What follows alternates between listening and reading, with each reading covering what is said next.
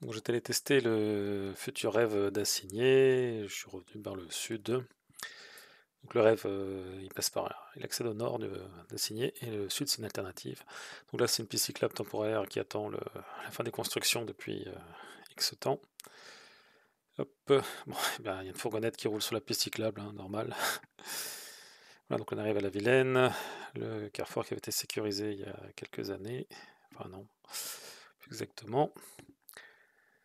Voilà, bon là c'est l'axe est-ouest, hein, il y a 0 protection, sauf si on va sur la voie verte. Bon là c'était mon erreur, j'ai pas suivi le GPS, hein, à la force de l'habitude. La traversée cyclable était là, et donc là c'est assez merdique pour les piétons, hein, voilà, tu peux attendre un certain temps.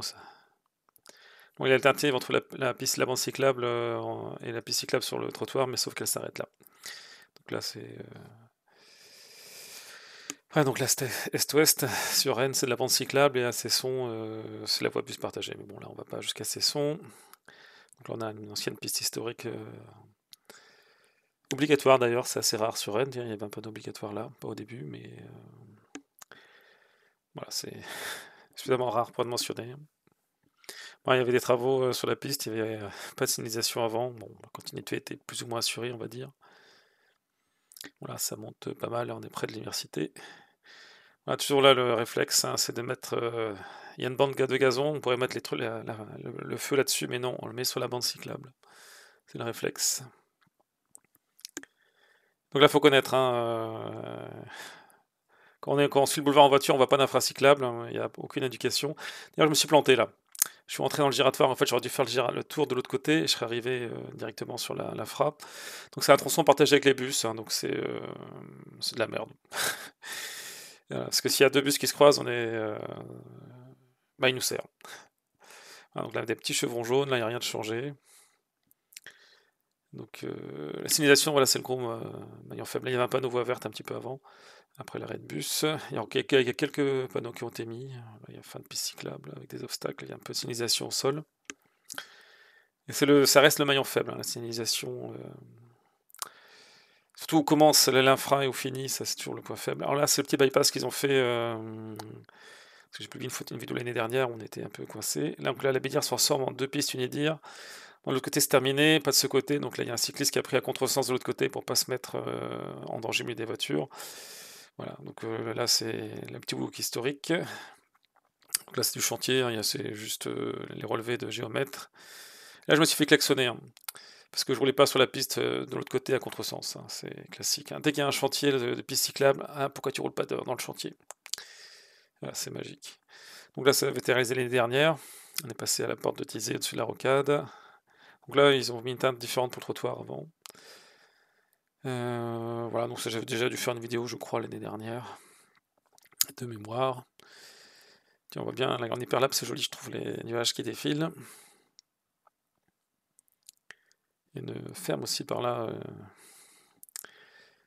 une ferme où on fait la caillette soi-même. Je ne me souviens plus du nom. Donc normalement, d'ici la fin de l'année, la piste rive sud devrait être terminée. Enfin, avant. Vu que la vidéo date un petit peu, si ça se trouve, elle est réalisée, hein.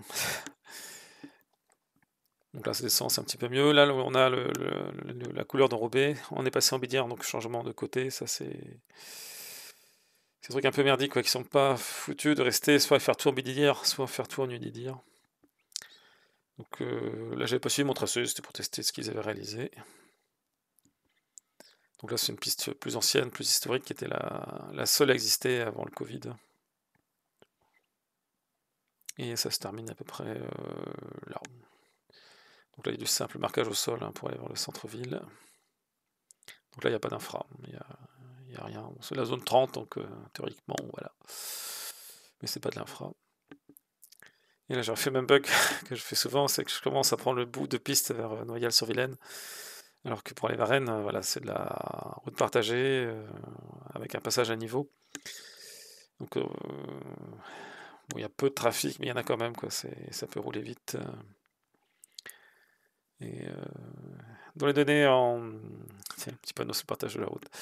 Dans les données publiques de data de Rennes Métropole, il se posait la question de est-ce qu'il bloquait le trafic de transit, donc plus ou moins au niveau du passage à niveau. Parce que bon, il y a quand même deux fois deux voies hein, pour aller sur Rennes. Mais bon, c'était une piste qui n'a jamais été développée plus que ça. Alors, du coup, il y a des endroits où ils mettent attention aux enfants à traverser. Alors, du coup, je pense que leur serait vraiment bénéfique hein, de couper le trafic de transit. Ils n'auraient pas besoin de mettre des panneaux attention aux enfants. J'aime bien en hyperlapse aussi le mouvement des branches avec le vent. Ça, c'est assez sympa. Donc sur Rennes, il pleuvait. Hein. On voit la pluie au loin. Et bon, il y a un petit bout encore avant d'avoir un peu d'infra qui commence voilà ici. Donc ils avaient sécurisé le passage sur la rocade. C'est dommage, quoi, il y a un long bout qui n'est pas protégé. Et bon, pour eux, ça avait été envisagé pour le rêve, mais ils avaient sélectionné le passage au nord, et donc là, c'est une liaison secondaire, comme ils disent. Donc ils ont protégé un bout, mais il y a des discontinuités. Alors, je me suis fait baiser, hein, je pensais qu'il y avait... le traversée cyclable indiquait qu'il fallait passer de l'autre côté, mais en fait, non. Bon, je crois qu'il m'a un peu rasé le mec, là. Donc là, on a la piste historique Bidir sur le trottoir, une largeur... voilà, on a un truc un peu plus récent, donc un peu plus mieux. Ah, c'est le problème des Bidir, c'est que voilà, ils n'arrêtent pas de changer de sens avec les nouvelles réalisations, les anciennes. Bon là par contre c'est assez large. La passerelle j'avais dû la présenter je pense il y a un certain temps. Ouais, donc là c'est la... On retrouve l'axe est-ouest, donc à Cesson, bah, on est sur des voies bus vélo. Bon là j'ai quitté, hop, je suis venu voir la gare de Cesson, on est passé de l'autre côté. Donc on a un petit bout de piste, voilà, pas grand chose, traversé, donc là c'est pas top parce que voilà, faut traverser le flux de voiture. Par contre après on a un bout de piste. Là il y a un parc, on n'est pas loin de... Un truc pour enfants, je sais plus comment ça s'appelle. Ah oui, Cooley Park. Là, c'est un truc un peu historique. Et là, c'est bientôt du plus récent. Ah, toujours passage merdique, c'est que au sol, voilà, il s'est mal indiqué que la Bidière continue. Quoi. Et là, c'est la réalisation récente qui permet de relier la zone d'activité du sud-est. Fait une petite pause à la boulangerie. Bon, c'est des pince-fous, c'est un peu merdique. Le temps de prendre un petit repas, bon, bah, ça a changé au niveau lumière. Ce qui est sympa. Voilà, c'est récent, bon, il a fallu du temps. Ils ont inauguré avant de finir la traversée que je viens de prendre. Et alors, ils ont mis des ralentisseurs pour des sorties de parking. Hein. Les mecs, ils ont des stops et ils nous mettent des ralentisseurs parce que, voilà, on sait qu'ils vont pas respecter le code de la route, alors on vous met des ralentisseurs sur une piste cyclable. Il y a 2 endroits où ils l'ont fait. Ça date de l'année dernière, les ralentisseurs, c'était une idée de génie. Par contre, là, ce qui est bien, donc, enfin, j'avais déjà présenté, hein, mais avant, on avait une discontinuité entre Rennes et Cesson sur 500 mètres, peut-être un peu moins. Et voilà, depuis qu'ils ont réalisé ça, c'est quand même top. Donc, c'est l'une des rares infras physiquement séparées sur ce mandat, majoritairement dans Cesson, enfin, quoi qu'il y ait un bout dans Rennes quand même.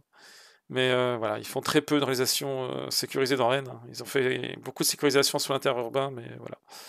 Donc là, c'est là où on était au début. Il y a une déviation vélo que certains s'obstinent à suivre. Voilà, moi, j'ai vu des gens qui sont passés sur le trottoir ici. Je sais pas comment. Voilà, il y en a un qui est rentré dans la route barrée, mais il est arrivé jusqu'ici. Voilà, donc là, c'est la piste historique sur le trottoir. De l'autre côté, c'est bande cyclable simple. Et ici, on a une piste séparée. Et qui revient, voilà, on a une discontinuité au niveau de... Enfin, du moins, on n'est plus protégé au niveau du feu. Puis ils ont fait un petit bout de l'autre côté du feu qui sert à rien, puisqu'ils nous réinjectent au bout de 50 mètres, donc ça sert à rien. Là, l'écluse, ils l'ont changé. Avant, il y avait une seule écluse dans le sens descendant, enfin 2 dans le sens descendant, et ils en ont mis 2 autres dans le sens montant, avec des bypass cyclables. Ce qui... parce que c'est officiellement 30 depuis toujours, mais... Il y a un scooter, un motard qui m'avait coupé la route, donc giratoire, normal. Donc voilà, c'est le rêve de Noyal. Là. Après, enfin, on est toujours sur Rennes, hein, mais le rêve qui mène à Noyal, Châtillon, donc qui date un peu plus de 3 ans, mais qui est qualitatif et qui est une belle réalisation.